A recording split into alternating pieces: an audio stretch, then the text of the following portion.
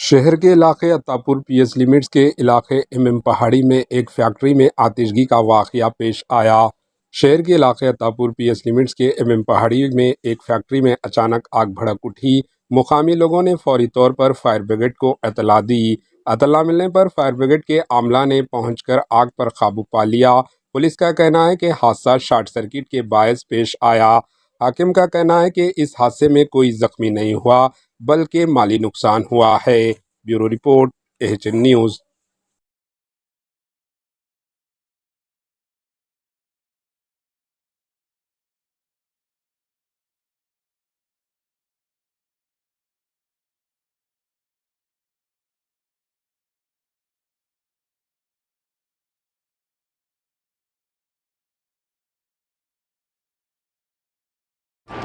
AHN news को like करें, share करें और सब्सक्राइब करना ना भूलें।